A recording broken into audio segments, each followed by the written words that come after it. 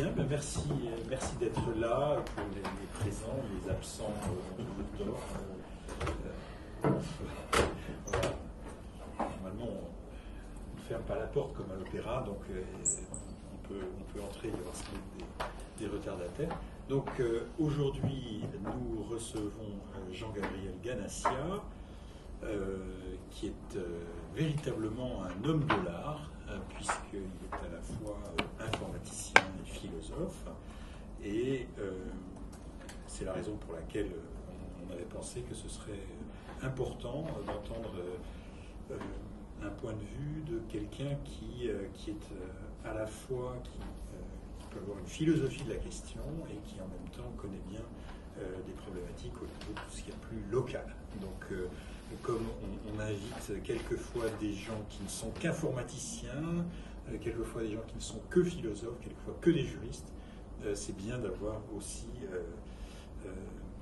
des chercheurs qui sont polyvalents en quelque sorte. Et puis, Antoine et moi, on avait lu avec beaucoup d'intérêt votre dernier livre sur la singularité. Donc, c'est la raison pour laquelle on avait pensé vous inviter. Et bon, évidemment, pour ce qui est de moi, étant donné que j'ai fait une thèse sur Turing et la cognition, ça fait évidemment plus longtemps que je lis vos ouvrages. Voilà. Mais écoutez, je crois que le plus simple, c'est de vous laisser la parole tout de suite pour avoir un peu de temps pour la discussion ensuite. Oui, c'est ça, peut-être pousser la chaise pour que... Oui. Alors peut-être qu'on peut aussi agrandir tout à fait. Oui, non, je vais l'agrandir.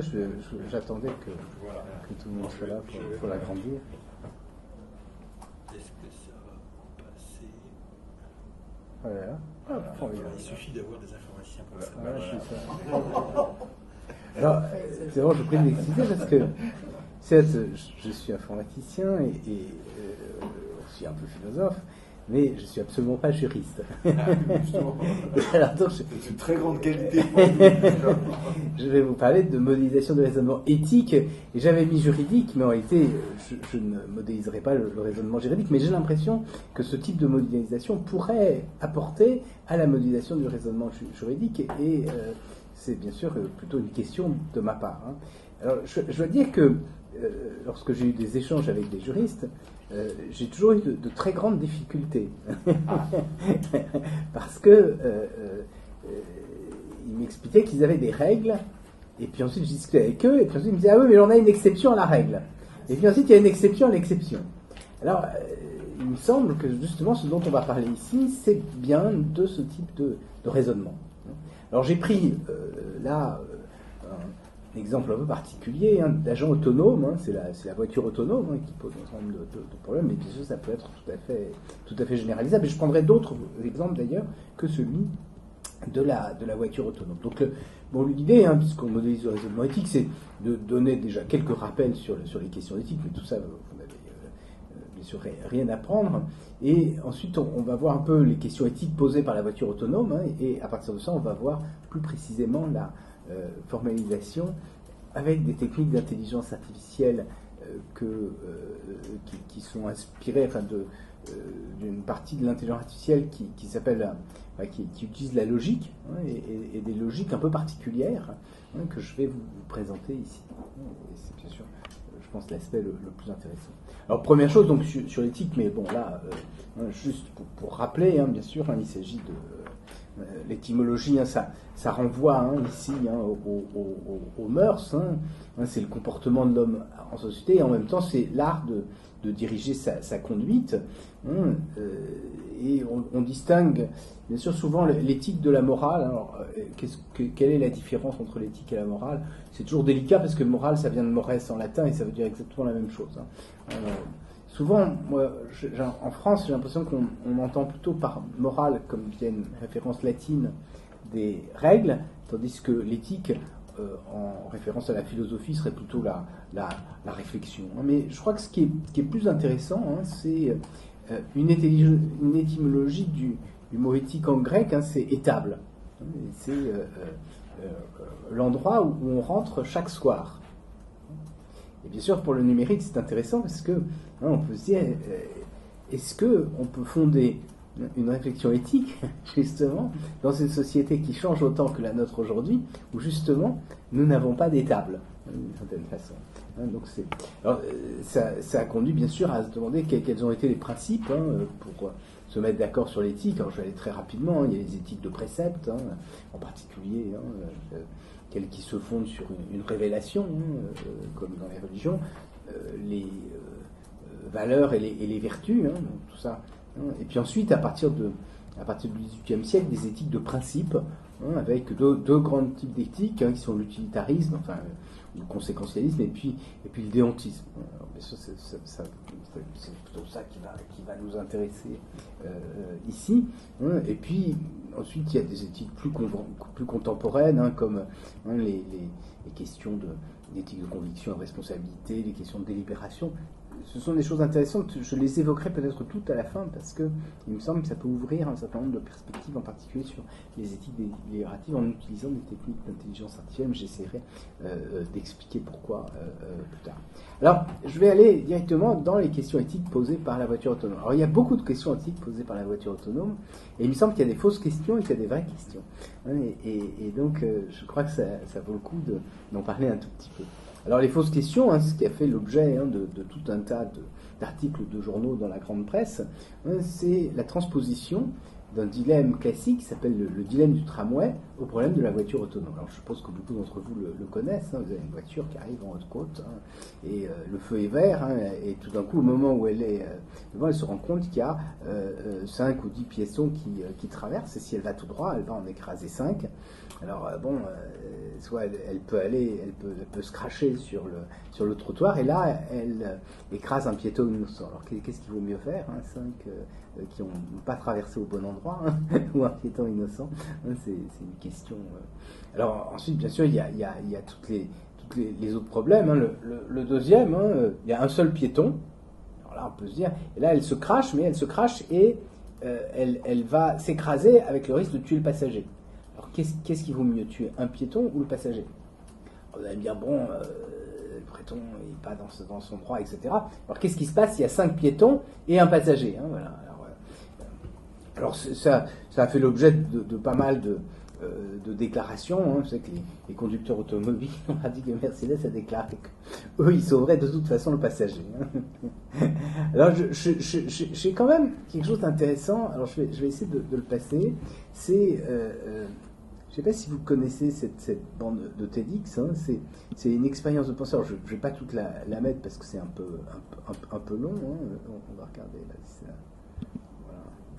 Voilà. Là, vous voyez, il y a une voiture, si elle va tout droit, elle rentre dans les bottes de foin et risque de se cracher. Sinon, il faut qu'elle aille soit à gauche, soit à droite. À gauche, il y a une voiture, c'est de la tôle froissée, et à droite, c'est un motocycliste. D'après vous, où est-ce qu'il faut qu'elle aille? Côté la tôle froissée. Bah oui, d'accord.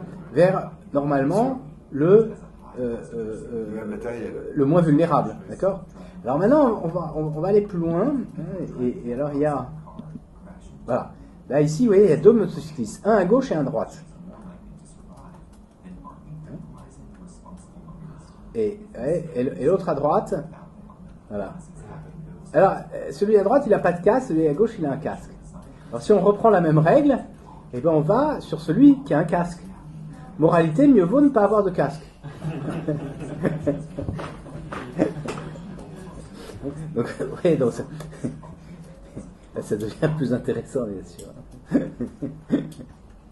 ne sais pas ce que vous en pensez, vous les jurys. Je suis sûr que vous pensez qu'il faut aller sur celui qui a pas de casque, c'est ça? Non, je ne sais pas ce que vous pensez. Les juristes, ils vont intervenir lorsque un accident sera arrivé, que le choix sera pris. Oui, bien sûr. Il n'a pas de... Mais qu'est-ce que vous pensez? Voilà, c'est ça, c'est la question. Bon, mais en tout cas, vous voyez, c'est bien sûr donc, comme j'ai dit, c'est la transposition du dilemme du trolley. Bon, je ne rentre pas dans le dilemme du trolley que vous connaissez certainement. La question, donc, qu'est-ce qu'une machine devrait faire? Alors, il y a pas mal de débats, parce qu'il y a des gens qui nous disent il suffit d'apprendre les règles. Vous avez vu qu'il y a eu un certain nombre de travaux empiriques qui disent qu'il faut apprendre les règles. Alors, est-ce qu'il s'agit justement juste de regarder les usages, ou est-ce qu'il s'agit au contraire d'avoir des prescriptions? Et là, ça devient plus intéressant parce que il y a un débat avec les Américains, parce qu'ils disent on va faire du machine learning, et donc tous les problèmes tous les problèmes de valeur vont être réglés puisqu'on va les apprendre. Et mon idée, c'est que justement, c'est bien la différence. C'est-à-dire que le risque, c'est si on apprend d'avoir quelque chose de relativement imprévisible, et d'autre part, l'usage n'est pas toujours bon. Il y a plein d'usages qui sont fautifs. Donc si on apprend, il faudra avoir déjà éliminé les mauvais usages. Dit autrement, c'est toujours un exemple classique, c'est dans les 10 commandements, on dit que l'adultère, c'est pas très bien.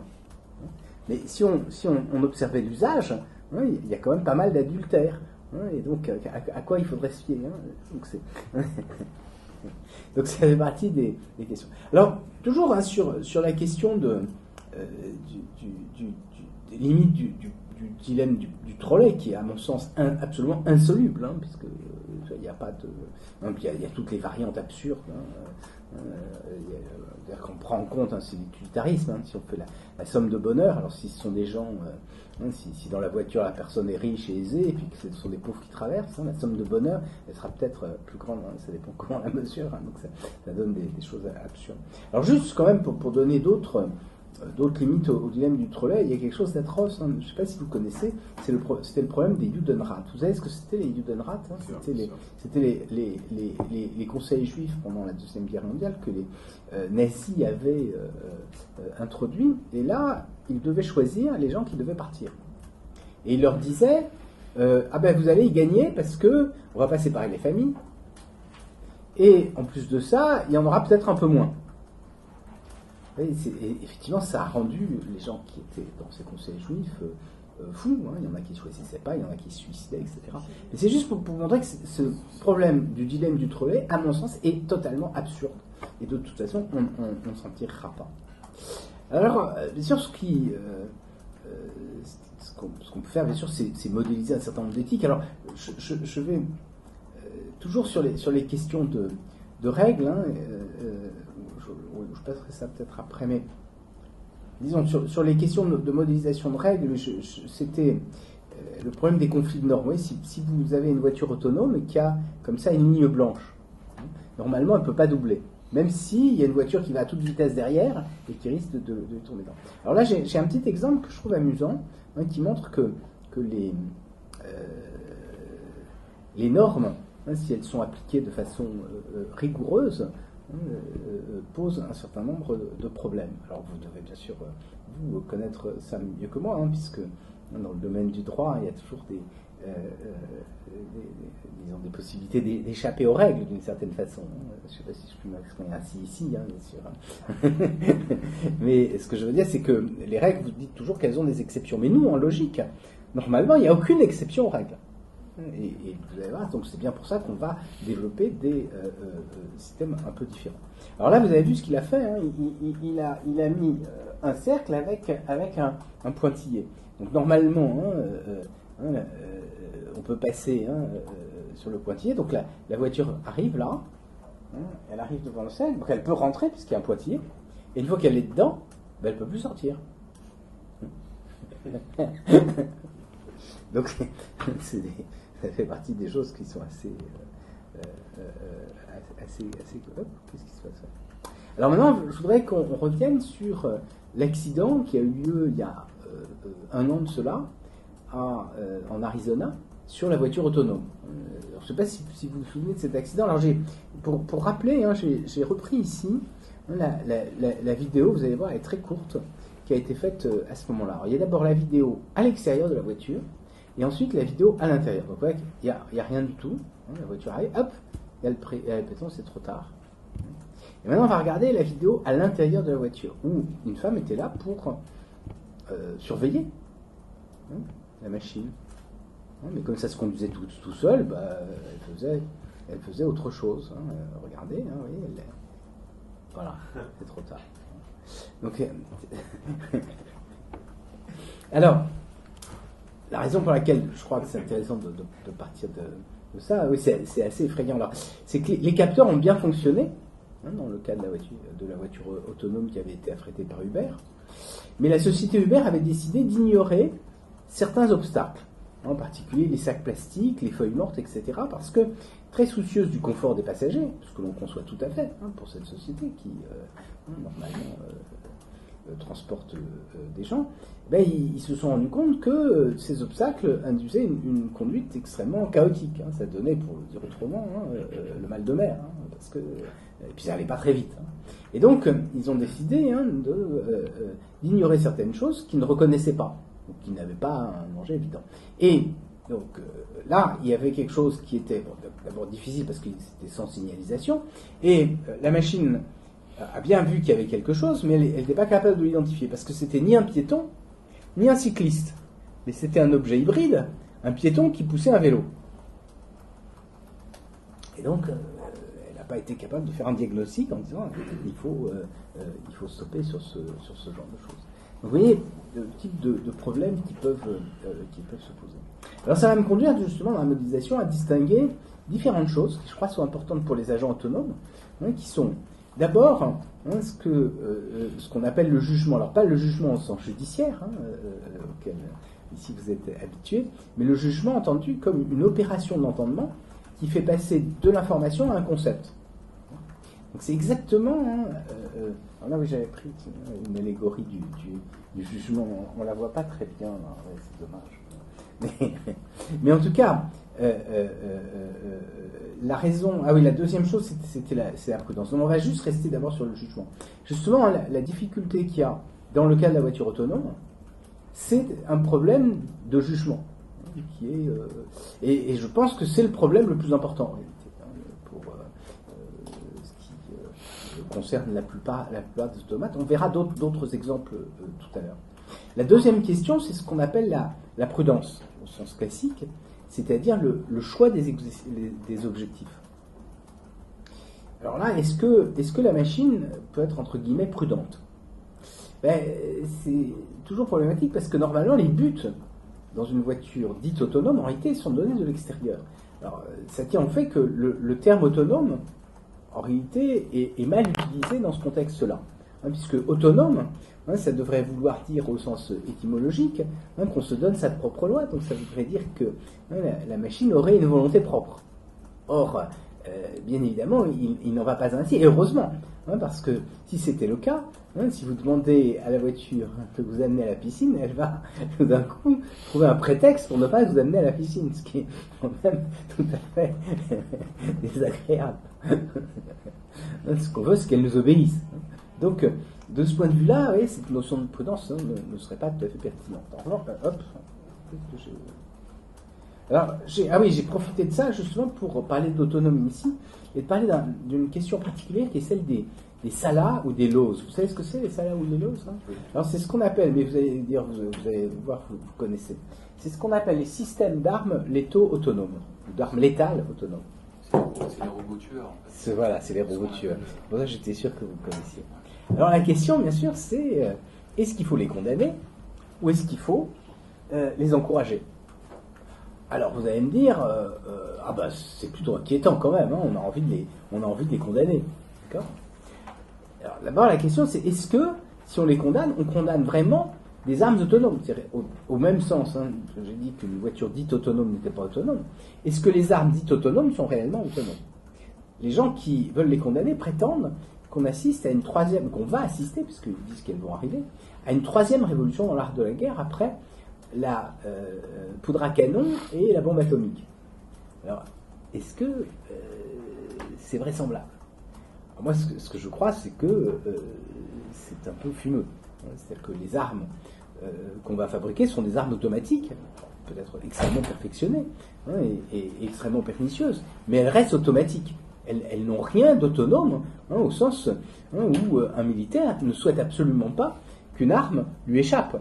Et l'autonomie, c'est lié à l'imprévisibilité d'une certaine façon, même si ce n'est pas équivalent comme définition, mais quelque chose qui serait autonome, même qu'un homme qui a une liberté, il est relativement imprévisible d'une certaine façon. Donc, je pense que c'est plus une fiction, les robots tueurs, qu'autre chose.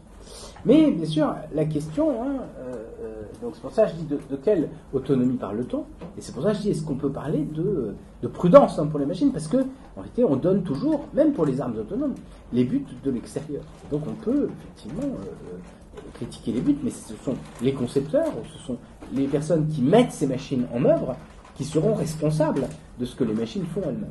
Je crois que c'est important.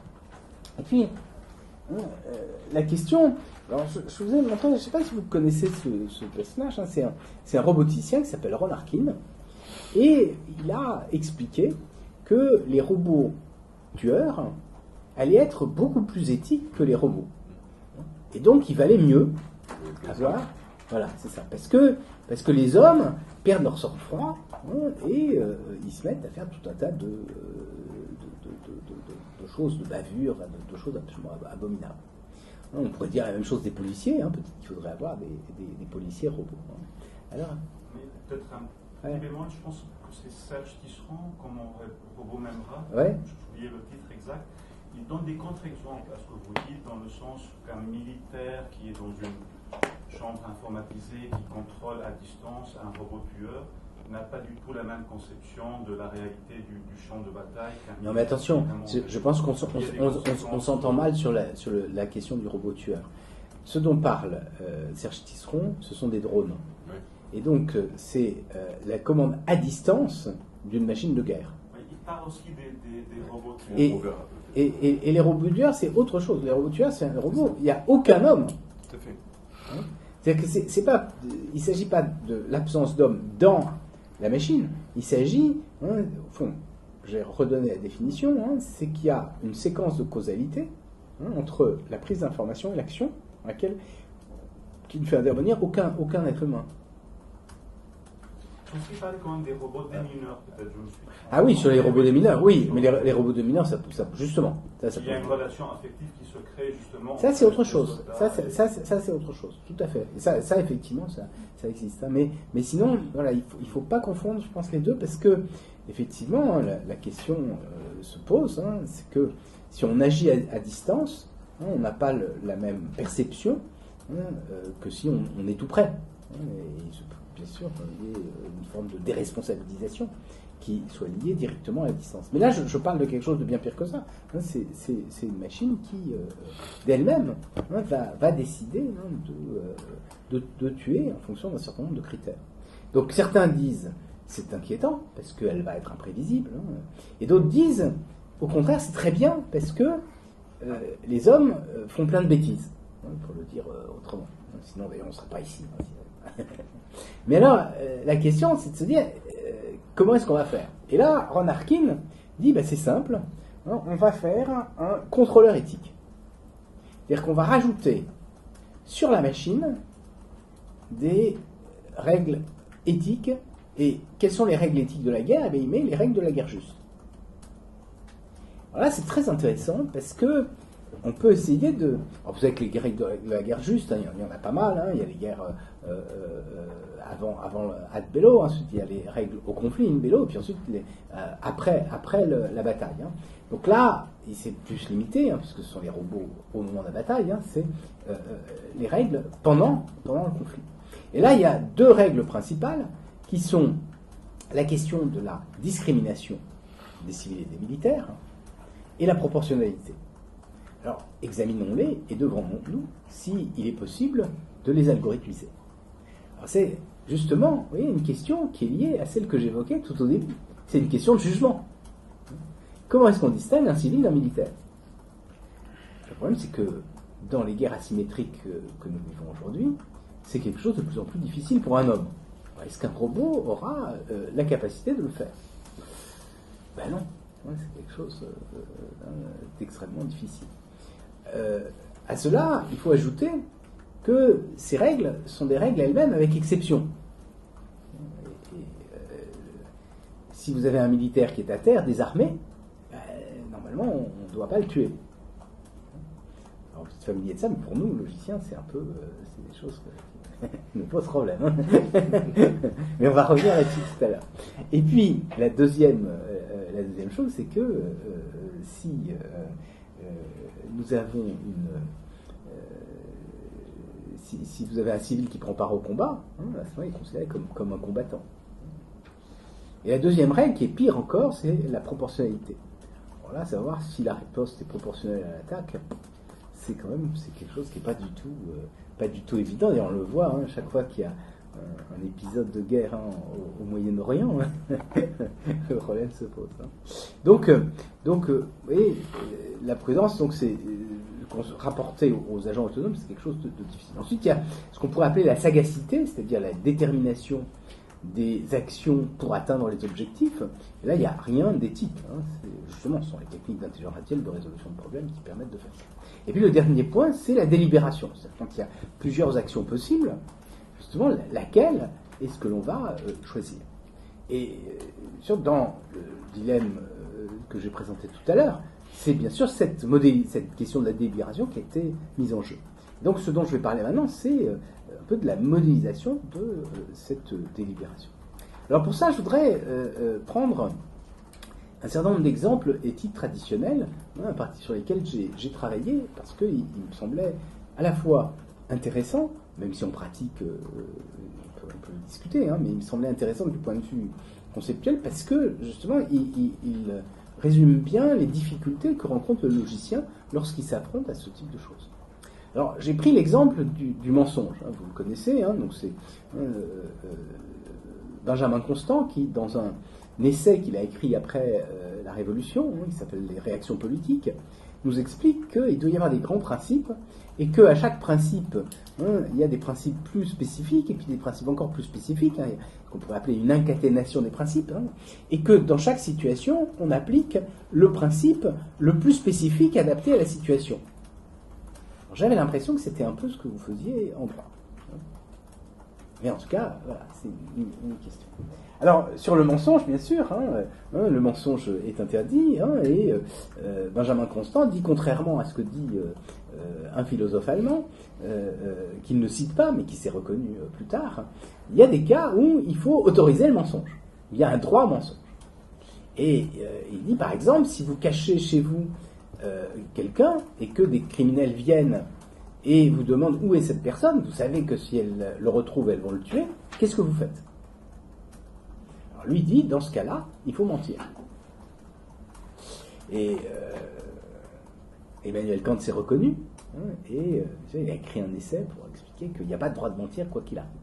C'était certainement un malentendu entre les deux, mais peu importe. Alors j'ai pris d'autres exemples, parce que sur ce conflit, il y en a plein d'autres, en particulier dans le mur de Jean-Paul Sartre, il y a un épisode, c'est la nouvelle éponyme du recueil, où vous avez, pendant la guerre d'Espagne, un anarchiste qui se fait arrêter, qui pense qu'il va être fusillé, et au dernier moment, il se dit, je vais les embêter, on lui demande où est Pablo, il sait très bien où est Pablo, mais il raconte une histoire simplement pour... il risque rien, ça va lui donner 3 heures de vie en plus. Et donc, il dit que Pablo est au cimetière, il sait très bien qu'il n'est pas au cimetière, et ensuite, il n'est pas tué. Puis il se retrouve dans la cour avec Ramon, le boulanger, qui lui dit, ah ouais, ils t'ont pas tué, Pablo, ils l'ont pris, parce qu'il s'est disputé avec ses cousins, il est allé se cacher au cimetière. Et c'est le même exemple, d'une certaine façon, que celui de Kant, d'ailleurs, qui dit, si ça arrive, vous avez l'entière responsabilité de la chose. Alors, d'autres règles, par exemple, le suicide est interdit. Jean Moulin s'est suicidé. Est-ce qu'il en avait le droit moral ? Bien sûr, personne ne viendrait critiquer ce genre de choses. Mais tout ça pour dire qu'il y a toujours ces questions des exceptions. Alors, comment est-ce qu'on va formaliser ça Donc, j'ai repris ici ce que dit Benjamin Constant dans les réactions politiques. Il dit, lorsqu'on dit que des principes généraux... lorsqu'on dit que les principes généraux sont inapplicables aux circonstances, on dit simplement que l'on n'a pas découvert le principe intermédiaire qui gise la combinaison particulière dont on s'occupe. C'est avoir perdu l'un des anneaux de la chaîne, mais cela ne fait pas que la chaîne en existe moins. Et donc, bien sûr, on a des difficultés en logique, et en particulier avec les logiques déontiques, à traiter ce genre de choses, parce que dès qu'il y a des contradictions, on est soumis à des difficultés. Donc c'est ce que j'ai essayé de faire. Alors pour modéliser ça, j'ai utilisé des choses, ce sont des travaux qui ont été faits à partir des années 80 en intelligence artificielle, puis qui se poursuivent aujourd'hui, sur ce qu'on appelle les logiques non monotones, que je vais essayer d'exposer tout à l'heure. Alors, qu'est-ce qu'on appelle non monotone? C'est le fait que une logique monotone, c'est une logique dans laquelle on va rajouter, lorsqu'on rajoute des axiomes, on va rajouter de nouveaux théorèmes. Et donc, on ne retire jamais rien. Mais ce que non monotone, ça veut dire que quand vous rajoutez certains axiomes, vous allez retirer un certain nombre d'éléments d'information. Alors ce sont, bien sûr, ça a fait l'objet de tout un tas de travaux. D'ailleurs, c'est marrant, j'ai inversé les transparents. Je vais revenir. Voilà ici, donc l'origine c'est John McCarthy. Alors ici, bon, c'est une petite nouvelle de science-fiction qu'il a écrite où il résume toutes les difficultés liées à la non-monotonie. C'est un monde où les robots sont considérés, disons, c'est un monde justement qu'aimerait Serge Tisseron. C'est-à-dire, on fait tout pour que les enfants n'aient pas de traumatisme et ne s'attachent pas aux robots. Et donc, il y a une règle dans la programmation des robots qui est fait tout pour que les enfants n'aient pas envie de s'attacher à tout. Et là, c'est un robot domestique et c'est une mère de famille qui est alcoolique et elle laisse dépérir son fils. Et là, le robot lui dit, bon, ben, faites attention, il va mourir. Et elle lui dit, occupe-toi si tu veux, vas-y, occupe-toi. Et donc, là, il a un dilemme. Il a une règle qui lui dit qu'il ne faut pas qu'il s'occupe des enfants, et en même temps, l'enfant va mourir. Alors, il surmonte le dilemme, avec des logiques non monotones, et il prend l'enfant avec lui. Puis ensuite, il y a les policiers qui viennent le chercher, c'est ce qu'on voit dans cette image, et ils disent, rends l'enfant. Et là, il dit, oui, mais la mère m'a dit de garder l'enfant. Donc, ce que veut montrer John McCarthy, c'est que c'est indispensable dans tout un tas de situations. Alors, voilà ici différents formalismes, donc la circonscription, l'assertion des mondes fermés, la négation par échec, et les logiques des défauts, etc. Et moi, j'ai pris ici un modèle qui est intéressant parce que il est moins général, mais il fait l'objet d'implémentation. C'est un langage, c'est ce qu'on appelle les answer set programming. C'est ça que j'ai présenté ici. Donc, oui, c'est une programmation totalement déclarative. Ça veut dire quoi? Ça veut dire qu'il n'y a pas d'ordre. Vous décrivez des formules logiques. Je vais vous expliquer comment elles sont faites. Et c'est fondé sur ce qu'on appelle la sémantique des modèles stables de la programmation logique. Ce sont des choses qui ont été introduites justement par Gelfond et Lifshitz. Et l'idée, c'était de définir une sémantique très claire avec la notion de négation par échec. Alors, qu'est-ce que c'est que la négation par échec? C'est pas la négation par logique, c'est quelque chose, quand vous ne démontrez pas, quand vous ne pouvez pas démontrer quelque chose, vous dites que cette chose est fausse. Et bien sûr, ça peut poser un certain nombre de problèmes de cohérence logique. Donc, c'est ce qui a été fait. Alors, le langage en question, il est constitué d'un ensemble de règles que je donne ici, qui sont des règles logiques, alors, ce sont des implications inversées. Vous voyez, ici, vous avez des littéraux. Vous savez ce que c'est un littéral? C'est soit un atome, soit une négation d'atome. Et un atome, c'est un prédicat avec des arguments. Donc là, ce sont des littéraux, vous voyez, ici. Et puis, vous pouvez avoir des littéraux avec des notes ici. Alors, ce sont des négations par échec, donc qui vont se rajouter. Donc, vous voyez, vous avez deux négations dedans. Et puis ici, vous avez des disjonctions de littéraux. Pourquoi? Parce que ça correspond à des clauses. En réalité, ce sont des disjonctions de littéraux, de toute façon, quoi qu'il arrive. Et la signification intuitive, c'est que on va prendre toutes les interprétations, mais je ne rentre pas dans le détail, mais qui rendent vrai ici ces littéraux, et qui ne rendent vrai aucun de ces littéraux, aucun des littéraux lm plus 1 ln. Et donc à ce moment, ça veut dire que ça c'est vrai, et à ce moment, on va rajouter que ça c'est vrai. Donc voilà ici, donc qu'est-ce qu'on fait, de point de vue résumé, ce sont des méthodes, techniquement, je ne vais pas rentrer dans tout le détail, mais qui sont intéressantes parce que vous avez des règles avec variables, et on va instancier, c'est remplacer les variables par des constantes, par des termes, donc c'est ce qu'on fait, on instancie, et ensuite, on va dire qu'un ensemble réponse, c'est un sous-ensemble minimal de l'univers de Herbrand, ici, qui va être clos ou pure. Clos, ça veut dire qu'on ne peut pas rajouter de conclusion.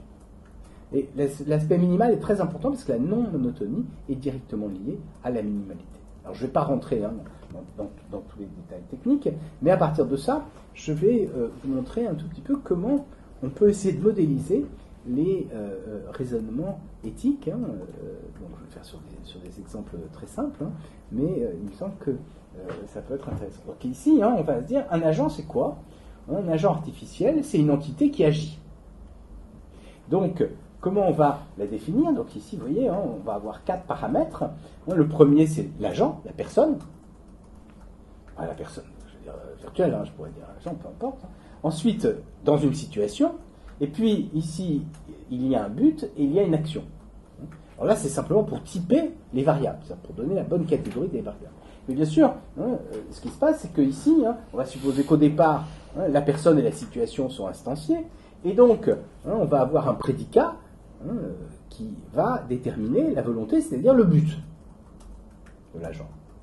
Et puis ensuite, on va avoir un deuxième prédicat qui va choisir l'action qui est capable de résoudre le but. Ça va ? Et puis, il y a une deuxième clause ici qui nous dit simplement on ne peut pas avoir 2 actions simultanées différentes. Alors là, c'est intéressant parce qu'on peut avoir ensuite de plusieurs ensembles réponses, chacun donnant une action différente. Mais on n'a pas 2 actions en même temps. Là, c'est donc simplement un agent artificiel. On peut dire, d'une certaine façon, que le prédicat will, ce serait l'autonomie, entre guillemets. C'est-à-dire c'est le fait qu'il choisirait l'objectif lui-même. Gérald Robidon, bien sûr. Et puis, ça correspond à l'intelligence ou à la sagacité de l'agent. Alors, on a bien sûr travaillé dans ce cadre-là, dans le cadre d'un programme qui s'appelait Ethica, éthique des agents autonomes, sur ce type de choses. Pour l'instant, il n'est pas question d'éthique. Alors justement, qu'est-ce qui se passe si on veut rajouter de l'éthique ? On va rajouter un prédicat ici, qui va nous dire l'action, dans ce contexte, pour résoudre ce but, est morale. Alors la question, c'est de se dire, comment est-ce qu'on fait ?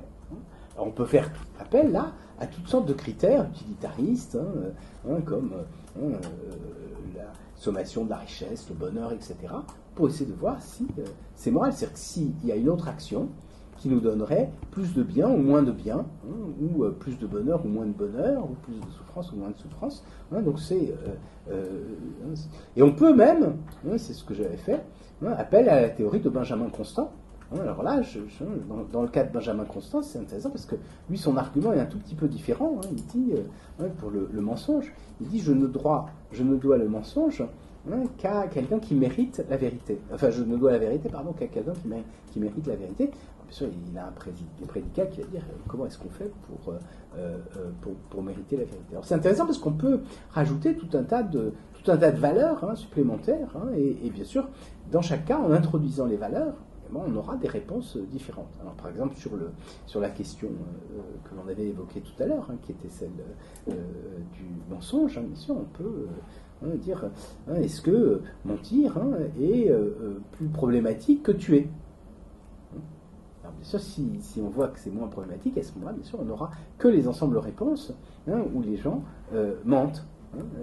Tandis que si on ne donne rien, on aura tous les ensembles réponses. Donc, c'est... Ouais.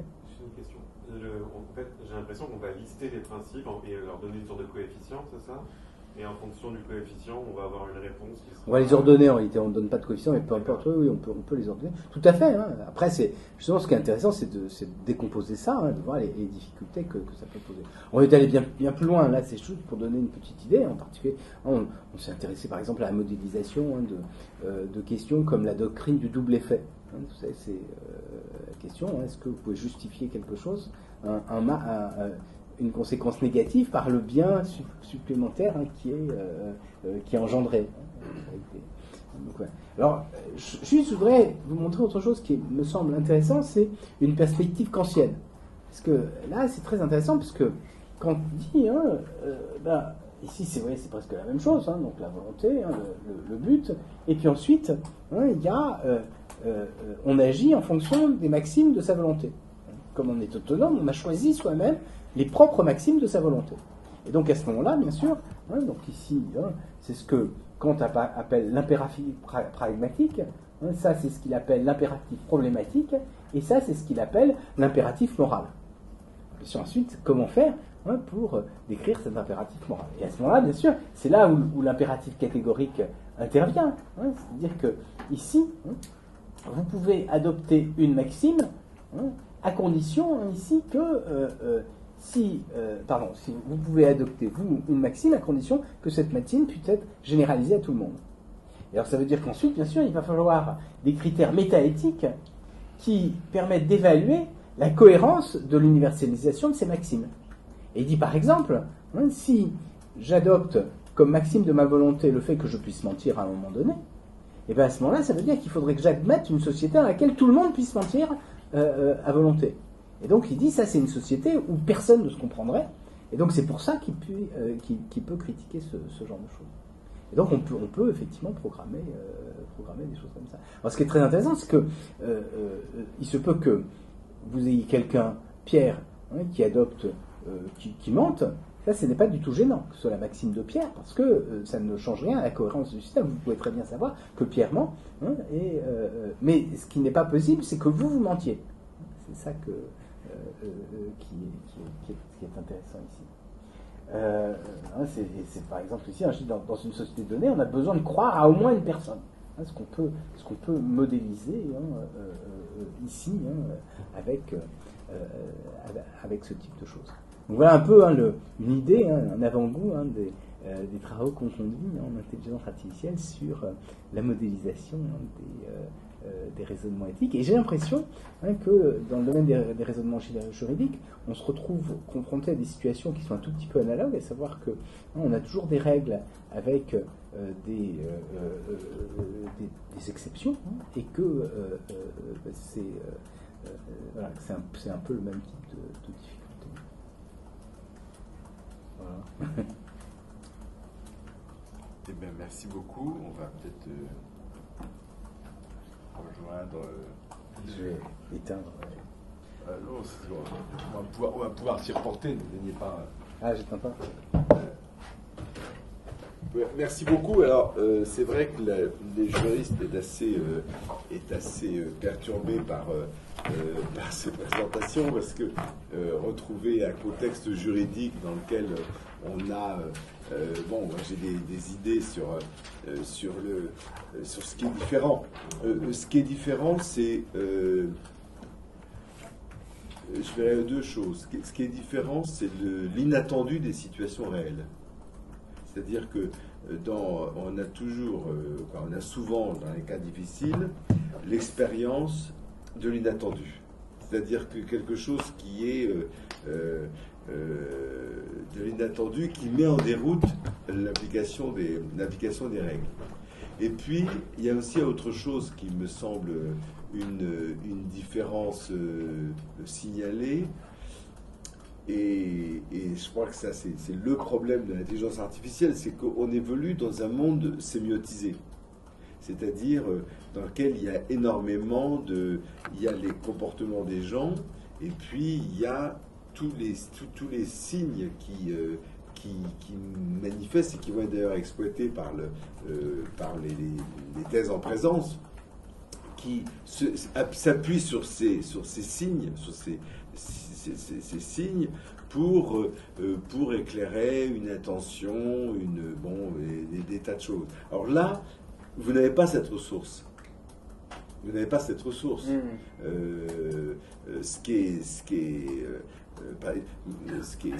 comment dirais-je, à la fois un avantage et puis une limite. C'est un avantage et une limite. Mais c'est vrai que ça rend la comparaison plus périlleuse. Parce que si je réfléchis comme un juge, il y a peut-être des collègues parmi nous, non, ou comme un avocat, il va tout de suite, c'est ce qu'on voyait la dernière fois, déjà dans la qualification de la situation, c'est une qualification qui va déjà comment dirais-je,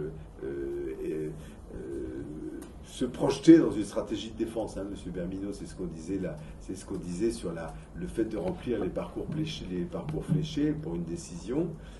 En réalité, quelqu'un qui remplit sans connaître le droit, ben, il peut que répondre aux questions.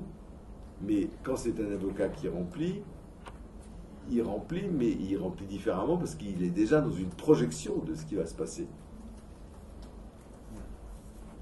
Oui, ben, c'est un peu ce que j'ai essayé d'évoquer au début lorsque j'ai parlé du jugement. C'est-à-dire qu'effectivement, la première difficulté, c'est d'arriver à qualifier la situation, c'est-à-dire de passer des informations à un concept. Et on voit bien que dans les applications concrètes de l'intelligence artificielle, dans les problèmes de robotique, les questions éthiques sont toujours des problèmes de jugement. On l'a vu sur la voiture autonome, et lorsque je vous ai présenté la question du robot soldat, on voit bien que la difficulté, c'est pas tellement la règle, parce que celle-là, on la connaît, encore que c'est une règle avec exception. Mais on pourrait, avec les techniques que je développe là, pouvoir introduire ces exceptions, parce qu'elles sont relativement bien répertoriées. Mais la difficulté, bien sûr, c'est que la règle, c'est déjà la catégorisation. Au fond, c'est le fait d'avoir été capable de... C'est ça. Ouais. Alors, l'attention sur les robots tueurs, sur la situation existante. Récemment, je crois qu'en Israël, au moment où il y a eu des émeutes il y a quelques mois, avant de faire usage du feu, les soldats devaient avoir un feu vert donné par un avocat en back-office dans un bureau. Il décrit la situation, il y a des caméras, la situation est projetée, et il y a un avocat qui disait c'est bon, tu peux tirer. Donc on est déjà dans une forme de projection avec un contrôle extérieur soumis à des règles de droit. D'ailleurs, il y a eu pas mal d'articles, je crois que c'était il y a 2-3 mois, autour de justement la modification que ça allait impacter sur le droit de la guerre et sur la capacité à réagir dans l'instant, avec le décalage du temps, la prise de décision ultérieure. Pour prendre un autre exemple, si vous avez lu ou vu le film American Sniper, la personne avant de tirer a toujours un go donné avec une vision satellitaire, un drone qui surveille, un autre opérateur qui est à côté. Donc il y a déjà un encadrement fort de la prise de décision, et en tout cas plus fort qu'avant. Et il y a quasiment une collectivisation de la décision, voire parfois avec un background juridique qui est donné. On voit cette évolution. Après, moi je trouve que la question, elle se pose aussi sur le moment où on prend la décision. C'est-à-dire que globalement, aujourd'hui, on se dit, il n'y a jamais un cas où on va être à 100% sûr de prendre la décision. Donc le tout pour moi, c'est à quel seuil on va être d'accord que le robot fasse usage de son arme, ou que la voiture décide d'aller écraser le piéton plutôt que de taper dans un bus avec 50 enfants. Voilà. Donc j'ai plus une problématique de comment la décision va être prise et à partir de quel moment. En fait, c'est plus une question quantifiable, de quantité. Est-ce qu'à 80% je vais quand même faire prendre la décision, ou est-ce que j'attends d'être à 100% sûr? Et ça, pour ça, je suis d'accord avec ce que dit Antoine, c'est-à-dire qu'on se retrouve dans le faisceau d'indices autour, et ça, la machine, alors aujourd'hui, je pense qu'elle ne l'est pas. Après, avec le big data, quand il va y avoir des centaines de cas qui pourront être instantanément analysés, on va dire dans 100 millions de cas, avec des seuils de probabilité énormes, on a eu 88% de réponses positives, donc je vais prendre le choix. Donc, aujourd'hui, on n'est peut-être pas en mesure, dans 20 ans, on sera peut-être en mesure d'avoir ce background avec un fond d'analyse qui permettra de trancher. Mais en tout cas, ce qui importe, il y avait deux choses. La première chose, c'est ça renforce ce que je disais tout à l'heure, c'est-à-dire qu'effectivement, c'est cette première étape qui est tout à fait essentielle, et sur laquelle les techniques d'intelligence artificielle peuvent essayer de faire quelque chose, même si c'est très difficile, parce que je parle de l'exemple du militaire, par exemple, la discrimination entre civils et militaires, je ne sais pas comment on pourrait l'automatiser facilement. Donc ça c'est un premier problème. Mais bien sûr, quand il y a des accidents, éventuellement, on peut tirer parti des accidents pour améliorer les choses. Mais il y a un deuxième point, alors là c'est très intéressant, et j'en ai pas parlé là, je l'ai évoqué tout au début, non, mais je voulais justement en parler. C'est que lorsque vous avez aujourd'hui des agents artificiels, ils peuvent disposer d'éléments d'information qui peuvent être tout à fait utiles. Et donc, ce qui nous intéresse en ce moment, c'est ce qu'on appelle les multi-agents, c'est-à-dire avoir des agents artificiels qui ont différentes connaissances sur la situation, qui puissent échanger entre eux, mais aussi la possibilité d'échanger avec des agents artificiels, et donc que l'homme puisse prendre la décision en étant éclairé par des agents artificiels. Mais alors, pour être capable de faire ça, il faut être en mesure de comprendre quelles sont les décisions que proposent ces agents artificiels. Et donc ça conduit à des travaux qui portent sur ce qu'on appelle l'argumentation. C'est-à-dire qu'il s'agit de déployer l'ensemble des arguments que un agent artificiel va déployer en faveur d'une conclusion, et éventuellement un homme pourra lui-même contredire certains de ces arguments. Et de façon symétrique, on peut forcer les gens qui vont prendre une décision à donner un certain nombre d'arguments qu'un agent artificiel peut éventuellement mettre en cause. Et donc là, effectivement, on pourrait avoir une décision collective.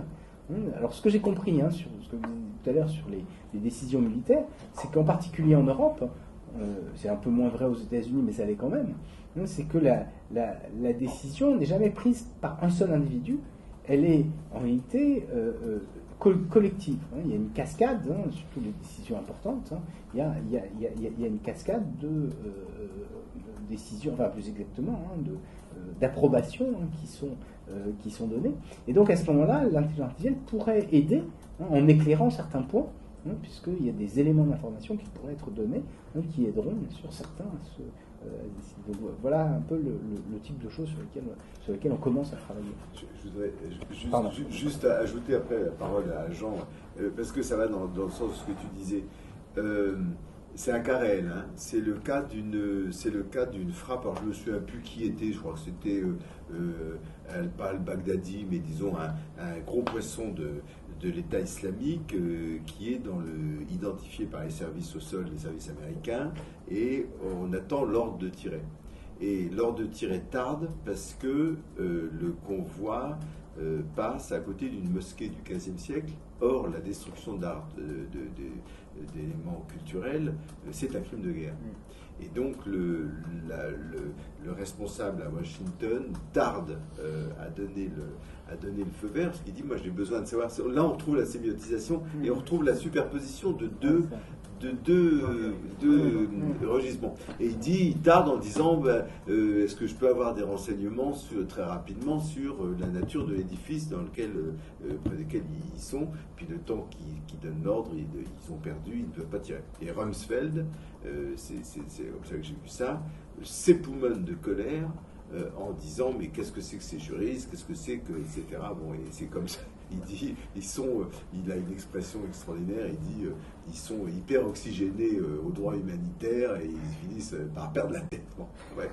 C'est intéressant parce que ça veut dire quoi? Ça veut dire qu'on croise deux registres. On croise deux registres du droit de la guerre. Il y a le registre de la cible, est-ce que j'ai le droit, est-ce qu'il n'y a pas des gens autour, mais aussi cet élément de contexte qui est particulier. Oui, en fait, c'est presque inutile que j'intervienne. C'est effectivement la question entre le particulier et l'universel. Il y a la délibération collective. Et évidemment, c'est ça qui est important. Que ce soit dans l'exemple du film American Sniper ou dans ton exemple réel, c'est ça. C'est-à-dire en fait le moment où la délibération fait entrer véritablement dans un monde sémiotique. Et que moi, ce qui me frappe, c'est que dans les exemples éthiques, on a quand même l'impression qu'ils sont un peu artificiels. Donc, est-ce que la botte de foin, est-ce qu'on va aller à droite, est-ce qu'on va aller à gauche? Bon. Et on peut construire comme ça un certain nombre de cas où effectivement on va tomber dans une impossibilité de jugement. Mais en même temps, c'est vrai que dans un cas réel, les choses sont différentes de ce point de vue-là parce qu'il y a toute la dimension de la délibération. Et là, effectivement, l'intelligence artificielle pourrait intervenir, non pas en tant que simplement donneuse de règles, mais simplement pour améliorer les prises de jugement, de décision dans un contexte délibératif où on sait d'avance que les solutions ne sont pas données. Oui. Jean-Charles. Je pense que tu as un critère clé aussi qui est l'acceptabilité. Bien sûr. Par le public en général. Mais bien sûr. Parce que le vrai sujet, c'est ça, quand un pilote crache son avion, tu dis voilà, le mec était fou, ça passe un peu à la trappe. Après, quand c'est un robot qui va piloter l'avion et qui va se cracher, l'acceptabilité sociale est très différente. Oui, exactement. Tu as quand même cette perception de perfection de l'intelligence artificielle qui fait que tu t'attends à ce qu'il n'y ait pas d'erreur. En fait. Et donc, justement, faire le choix de ne pas laisser l'AI gérer en dernier ressort, mais de l'utiliser plutôt comme un accompagnement, je pense que ça facilite l'acceptation et l'acceptation par le public. Alors, la voiture, hein, le pilote d'avion, où il n'y a plus de pilote, mais il y a un mec digital qui va piloter les avions. Voilà, je pense que c'est ça, pour moi, le vrai sujet, c'est au-delà de ça, c'est est-ce que ça rend le truc acceptable au public. Et ça la rend acceptable parce que justement, c'est sémiotique. Ça n'est pas garder la main, ça veut simplement dire pouvoir continuer à délibérer. C'est ça que ça veut dire finalement. Oui, si je continue sur cette veine-là, finalement la question qu'on se pose, c'est quel est l'objectif de cette modélisation? Est-ce que c'est de se substituer complètement à l'homme, ou est-ce que c'est de l'aider à prendre des décisions et de le guider, éventuellement de lui rappeler ou de bon. Parce que c'est une question qu'on rencontre souvent dans ce séminaire. La perspective de la substitution totale, elle pose des tas de problèmes de l'ordre de l'acceptabilité, de l'ordre de la complexité, de la sémiotique, du monde vivant, etc.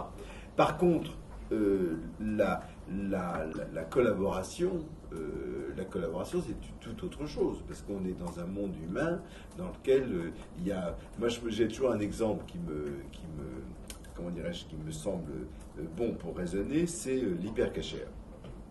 On a des robots qui rentrent dans l'hypercachère où il y a un homme armé qui a des otages et qui est animé. En fait, il ne s'est pas défendu. C'est un coup de peau. Mais admettons qu'on a quelqu'un de très déterminé. Moi, je verrais que des avantages à ce qu'on envoie des robots pour le neutraliser. On ne prend pas de risque humain, mais on est dans une perspective de collaboration, de compénétration au robot homme pour choisir quelle est comment dirais-je, le rapport optimal, en se disant dans ce cas-là, on n'est pas dans la perspective du remplacement, de la substitution. Mais je crois là, d'abord qu'il convient de dire que dans le cas de l'hypercachère, il s'agit pas, c'est pas de vrais robots en réalité. C'est télécommandé. Et je crois que c'est extrêmement important parce qu'il y a et c'est la même confusion qui s'est fait jour tout à l'heure. C'est-à-dire qu'il faut bien distinguer ce qu'est le drone qui se conduit à distance. C'est la projection de l'homme, mais l'homme est toujours présent. Tout à fait. Et puis la question effectivement de la machine qui va être totalement automatique, pour pas dire autonome, c'est-à-dire qui va agir. C'est pour ça que je redonnais la définition technique d'automatique. C'est le fait qu'il n'y a pas de présence humaine entre la prise d'information et la décision. Alors. Il y a un filet de sécurité derrière. Alors, il me semble que parmi les exemples tout à fait éclairants que l'actualité nous a fournis récemment, c'est l'exemple du Boeing 707 MAX. Parce que, en réalité, qu'est-ce qu'on peut comprendre? C'est que, pour des raisons d'essayer d'optimiser les coûts, on est arrivé à dessiner un avion tel que il n'est pas stable en vol. Il a besoin de corrections permanentes. Et qu'un pilote n'est pas capable de réagir suffisamment vite pour effectuer ces corrections. Donc, disons, en vol normal, c'est le logiciel qui assure la stabilité du vol. C'est plus le pilote. Et ça ne pourrait pas être le pilote. Et ce qui s'est produit, c'est qu'est-ce qui se passe quand le logiciel reçoit des informations qu'il interprète de manière erronée et qui se met à prendre une décision de vol que le pilote comprend comme étant une décision qui va conduire à l'accident. Bon, ensuite, ce qu'il y avait, c'est que le pilote n'était pas capable de, entre guillemets, déconnecter le logiciel. Il ne savait pas comment faire et c'était peut-être même pas implémenté dans le prévu dans l'appareil. Mais ce sur quoi je voudrais insister, et c'est ce que vous avez très bien dit en prenant un autre exemple qui était celui donc de Rumsfeld, c'est que le facteur temps est quelque chose qu'il faut bien avoir à l'esprit. À mon sens, on va avoir des problèmes justement d'autonomie dont on n'est plus maître du seul fait que l'homme ne peut pas réagir en temps approprié. C'est le cas des exemples boursiers où on a eu également cette comment ça s'appelle, en fait, ce fast trading de high frequency trading, qui fait que on se trouve face à des décisions. Si, puisque j'ai la parole, j'aurais voulu vous demander, c'est un peu technique, mais comme j'en ai parlé la dernière fois, j'aimerais. Quelle est la différence que vous faites entre la logique non monotone et la logique défaisable, dont certains auteurs diffusible? Oui, tout à fait. C'est ce qu'on appelle diffusible logic, ce sont des cas particuliers de logique non monotone. En fait, c'est la même chose. Hein. Effectivement, hein, c'est le. Il y a certains auteurs qui ont décidé de l'appliquer au raisonnement du juge.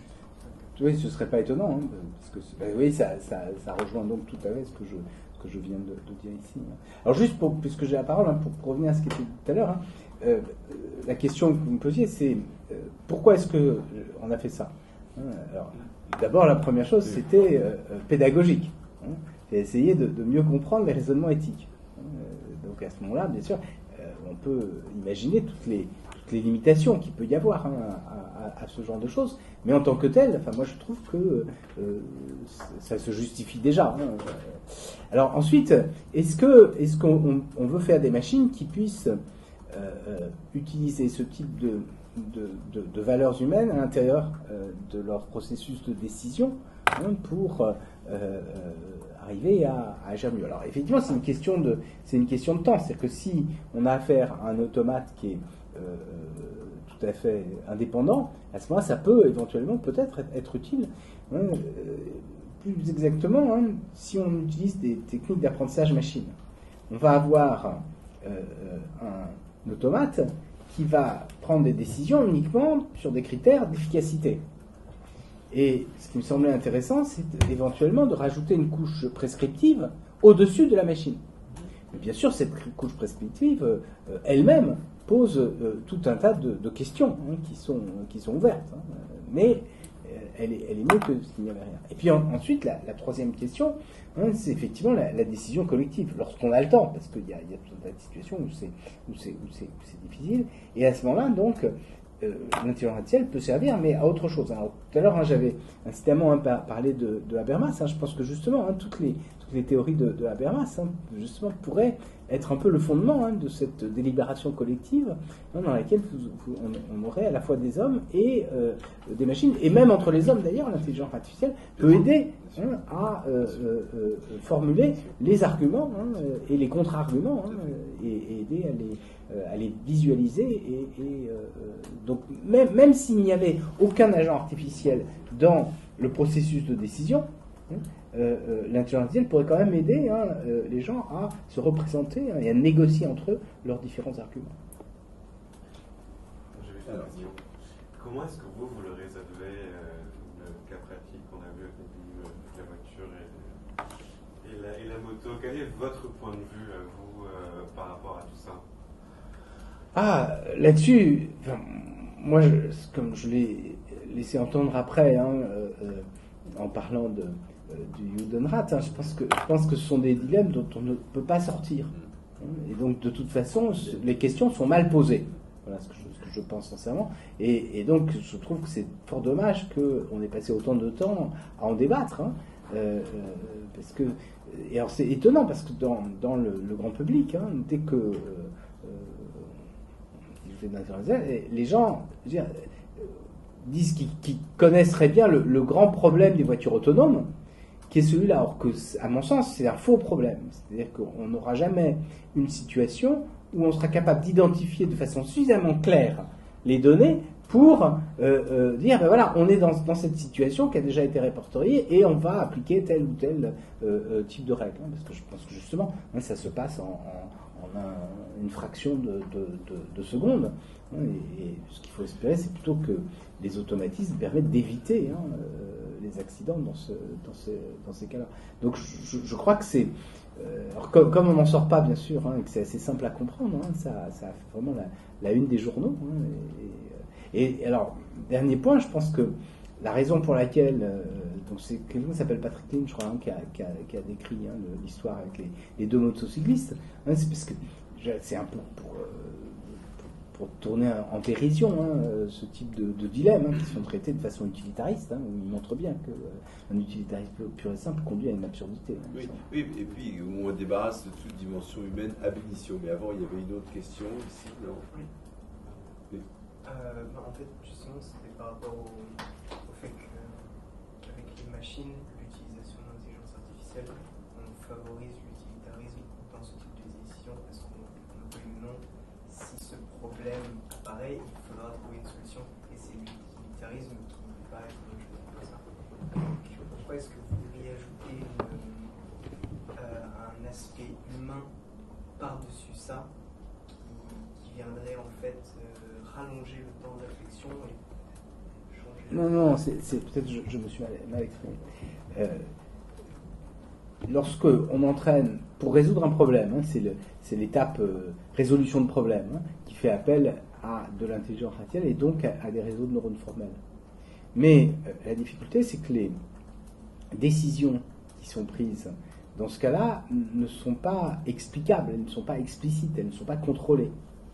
Et comme on apprend sur des millions d'exemples, hein, le comportement de la machine est relativement imprévisible, hein, puisque ce sont des exemples que jamais personne n'a pu explorer totalement.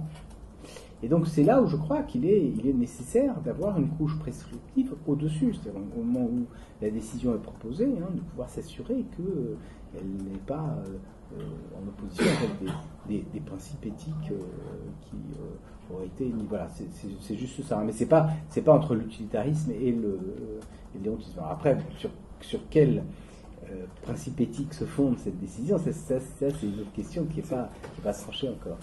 Ce qui est intéressant dans la manière dont s'opposait le problème, c'est ça qui est très, je ne sais pas si c'est utilitariste, mais c'est très dans l'abstraction de l'analytique. Parce que dans le fond, moi, on n'est jamais, comment dirais-je, est-ce que ces deux motos avaient le droit de se trouver dans ces voies de circulation? Quelle était l'origine de l'obstacle devant? Est-ce que c'est pas celui qui a créé l'obstacle qui est responsable de l'accident?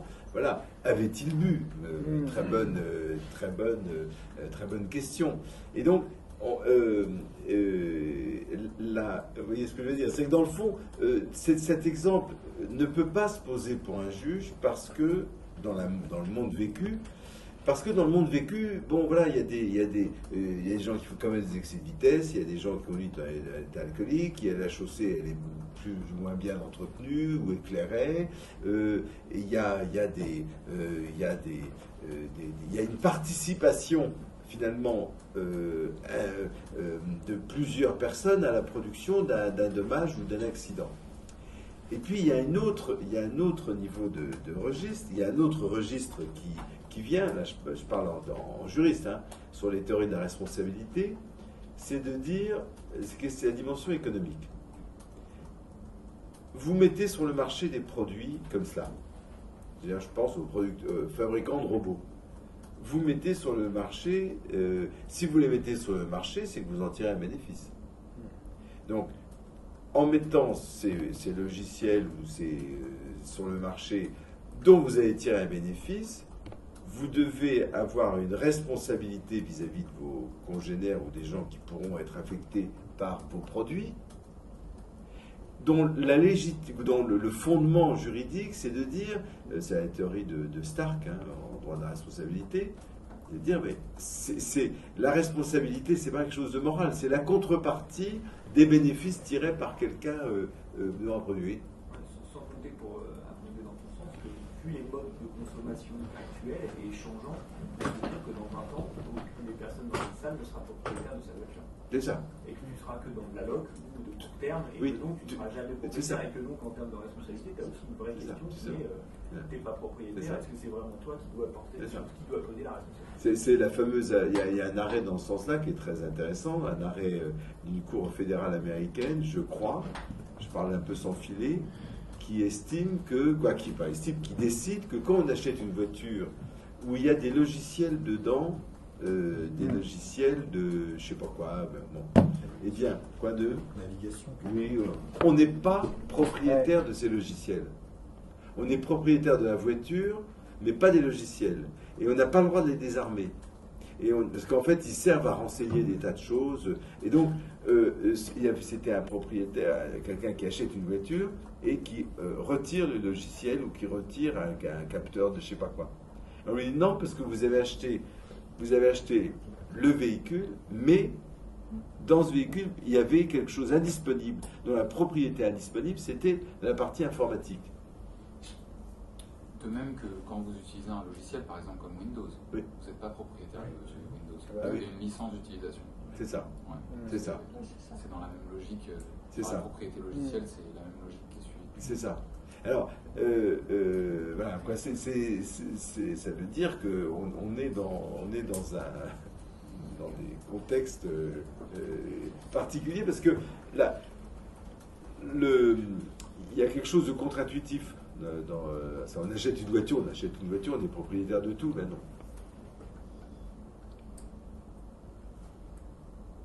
Non, je trouve qu'on n'a pas beaucoup parlé de la responsabilité finalement, de l'autonomie, du fait que les problèmes les accidents qui peuvent survenir dans le cas de la voiture autonome, je pense qu'il n'est pas souhaitable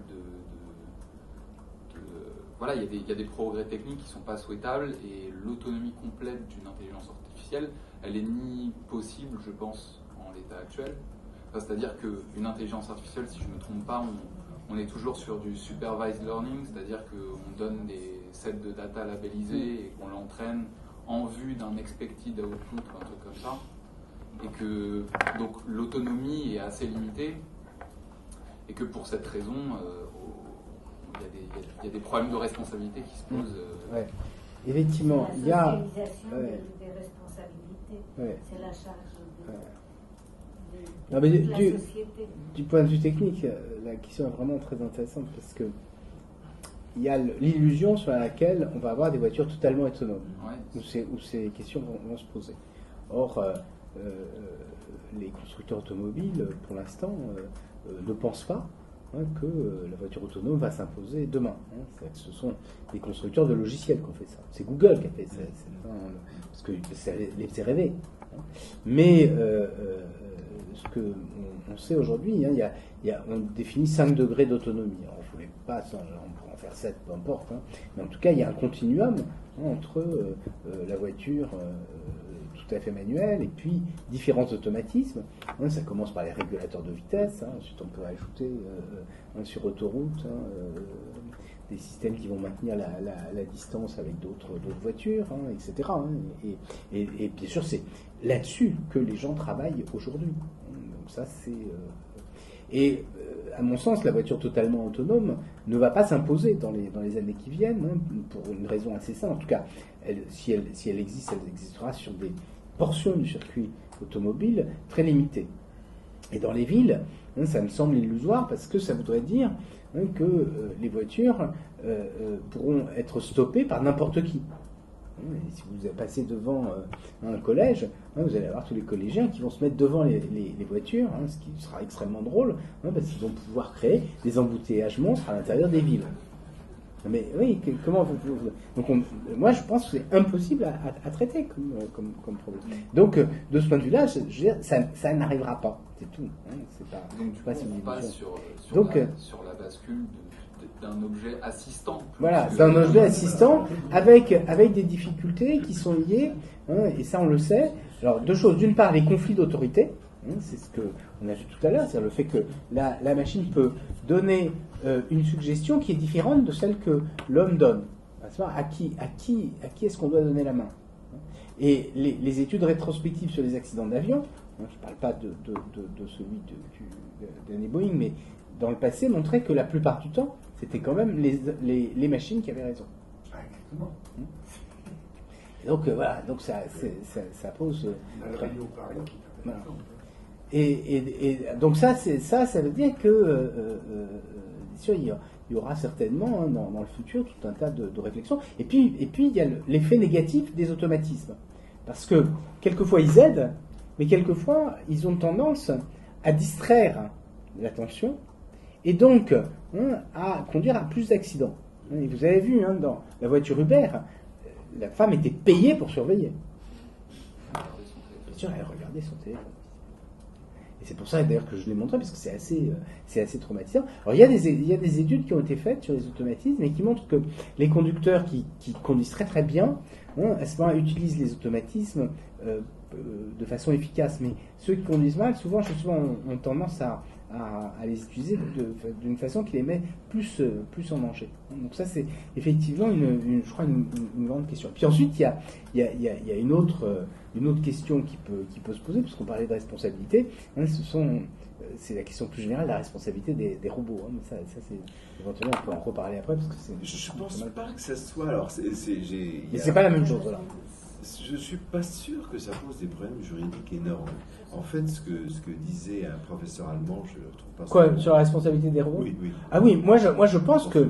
Mais moi je pense que c'est... du constructeur. Oui, je pense que c'est pas énorme et je pense que c'est... Produit défectueux, gardien... Voilà, c'est ça. Et on a le droit a déjà tout résolu. Exactement. Et c'est pour ça que je trouve que le Parlement européen donc, a voté une résolution là-dessus. Enfin, moi, je trouve que c'est tout à fait discutable. Oui, parce que en fait, ce que disait ce professeur-là, je ne retrouve pas le nom, mais il disait quelque chose de très intéressant et qui nous ramène à la politique et d'ailleurs aussi. Il disait que ça ne pose aucun problème juridique, parce que moi, en tant que juriste, je ne suis pas spécialiste, mais 1384, etc., le gardien de la chose, responsabilité, Stark, je ne vois pas le problème. Le seul problème, c'est que ça va opérer un transfert, si ça se réalisait, ça opérerait un transfert financier absolument énorme, parce qu'on passerait de la responsabilité du conducteur et des systèmes assurantiels au conducteur à la responsabilité du producteur. Alors ça pose beaucoup de problèmes, parce que ça veut dire des milliards, c'est un marché absolument très, très, très important. Et donc, ça poserait beaucoup de problèmes, ce transfert d'assurance pour ça. Et donc, là, c'est plutôt ce problème-là qui est de nature tout à fait économique et qui pose d'ailleurs des difficultés. C'est-à-dire que, en termes de... Mais c'est plus un problème de mise en application que véritablement un problème juridique, ce que je suis tout à fait prêt à croire, personnellement. Ça me rassure assez, en fait, qu'on se rattache à des concepts comme ça, parce que finalement, je trouve que l'autonomie va de pair avec... Enfin, la responsabilité va de pair avec la liberté, et c'est ce dont on parlait aujourd'hui. On n'a pas de robot complètement libre, on n'a pas de robot complètement autonome, et c'est pas demain la veille, apparemment, d'après ce que j'ai compris, des quelques papiers de recherche que j'ai lus. Donc ça me rassure que la responsabilité, en fin de compte, retombe toujours sur des humains. Parce que je crois qu'il y a un contresens dans la voiture autonome. C'est que ce qui fait la force de la technique, c'est ce que dit très bien Marc Ouniadi. Ce qui fait la force de la technique, c'est qu'elle est assise sur le désir, des individus, sur ce qu'il appelle le sujet libidinal. On aime conduire une voiture, on aime aller où on veut, on aime circuler comme on l'entend. Et donc, est-ce qu'il n'y a pas une erreur de conception, j'entends, sur le plan social, à vouloir une substitution totale, alors qu'en fait, ce que veulent les consommateurs,